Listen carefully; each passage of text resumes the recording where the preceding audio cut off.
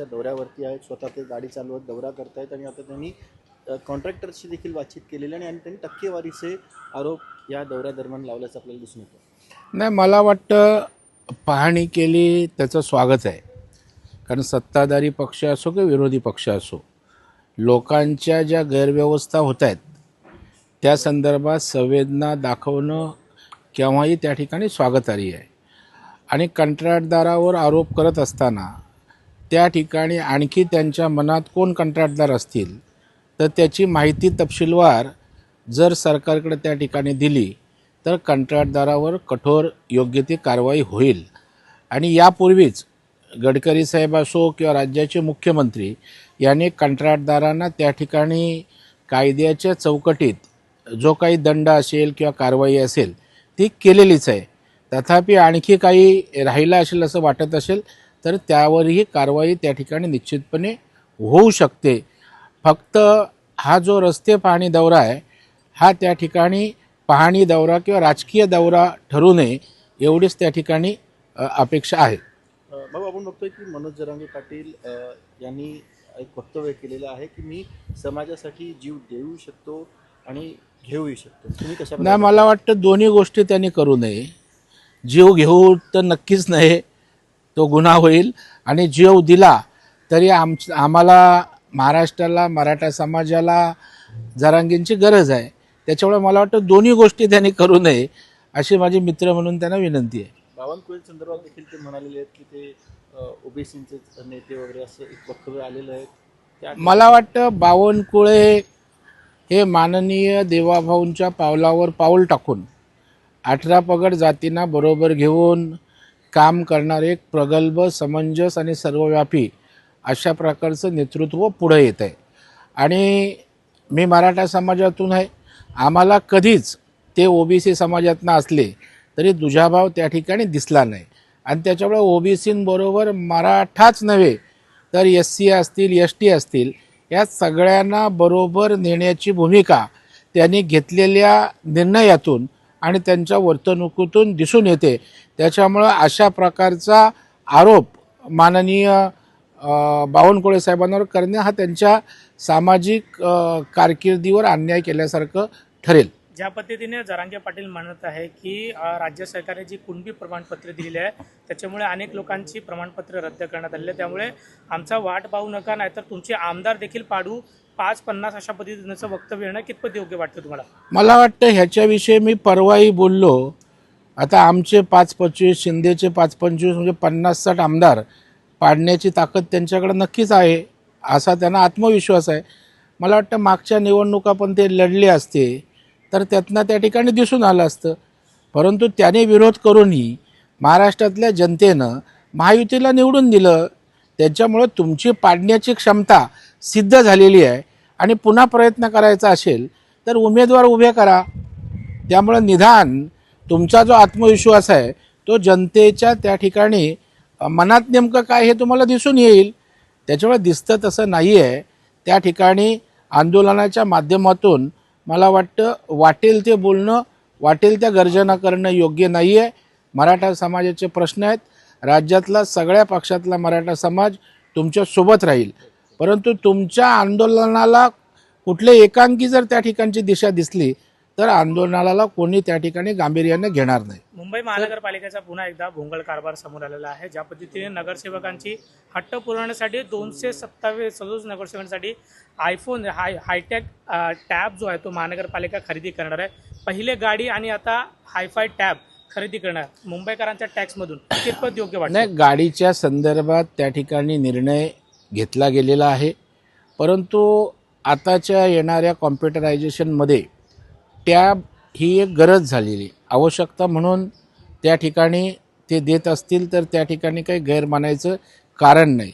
तथापि मला हेही सुचवावं असं वाटतं, आज नगरसेवकांची टॅब घेण्याची आर्थिक क्षमता आहे का किंवा नाही हेही तपासण्याची आवश्यकता आहे.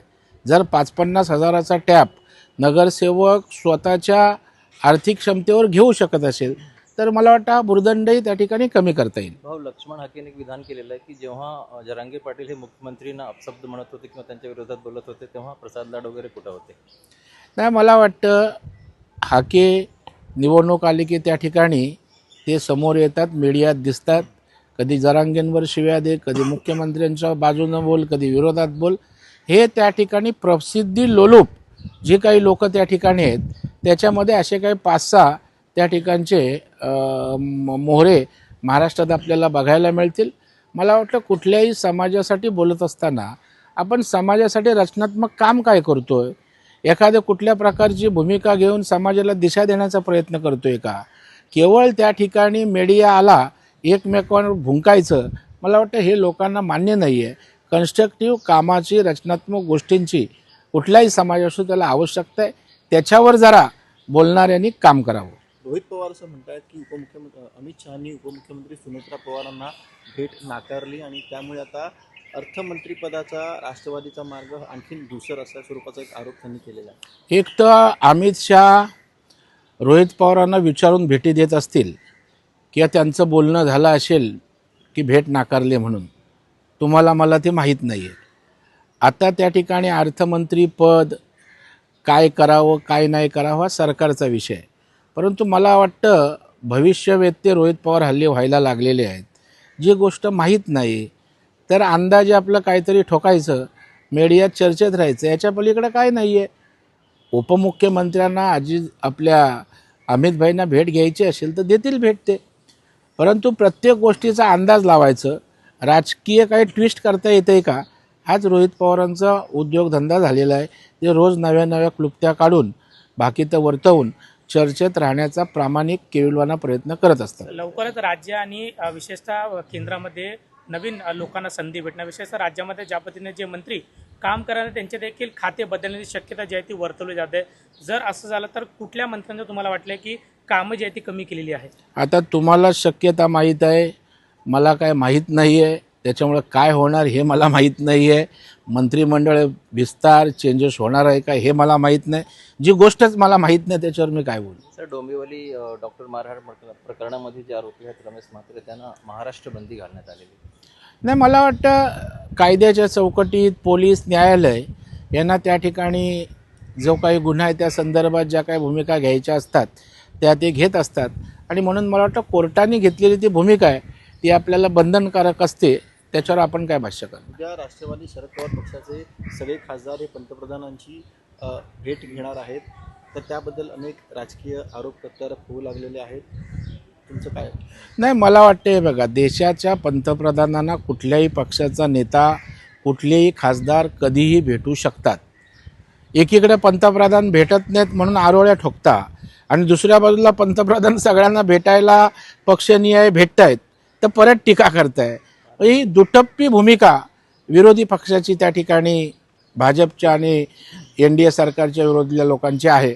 मला वाटतं जेवढ्या जास्त खासदारांना पंतप्रधान भेटतील तेवढा संवाद अतिशय सक्षम होईल आणि त्यातनं त्या खासदारांना त्यांच्या मतदारसंघात त्यांच्या राज्यात मोठ्या प्रमाणावर त्या ठिकाणी मोदी साहेबांच्या माध्यमातून मदत होऊ शकते, त्यांना मार्गदर्शन होऊ शकतं. डिलिमिटेशन बिलसाठी राज्य विशेषतः केंद्र सरकारच्या माध्यमातून बिल आणलं झाल्याने त्यामुळे अनेक खासदारांना फोडण्याचा काम जो आहे तो भाजपच्या माध्यमातून असा आरोप जो तो काँग्रेसच्या माध्यमातून करण्यात आला. मला वाटतं काँग्रेसला ते फोडण्याचं त्यांच्या दृष्टीला दिसतंय, कारण दृष्टी तशी सृष्टी. आम्ही तर म्हणून मोदी साहेब जोडण्याचं काम करतायत डिलिमिटेशनच्या माध्यमातून, समजा का होईना. जर खासदारांना बोलवत असतील, सरकारशी जोडत असतील तर स्वागत केलं पाहिजे आणि त्या विषयात काही सूचना असतील त्याही स्वागतार्ह पंतप्रधान नक्कीच त्या ठिकाणी मानतील आणि स्वीकारतील. त्याच्यामुळे तोडण्याचं नाही, फोडण्याचं नाही, तर जोडण्याचं काम मोदी साहेब करतायत. सर, बारामतीमध्ये एक शिकाऊ विमान कोसळलं. नाही, आता त्याच्यामागे काय कारण आहे, कशासाठी झालं आहे हे समजल्यावरच त्याच्यावर आपल्याला टिप्पणी करता येईल. परंतु मला वाटतं विमान असतील, चॉपर्स असतील, तिथल्या कंपन्या असतील किंवा प्रोडक्शन करणाऱ्यांनी या सगळ्या गोष्टींचा अभ्यास घेऊन काळजी करण्याची अतिशय येणाऱ्या काळामध्ये आवश्यकता वाटते.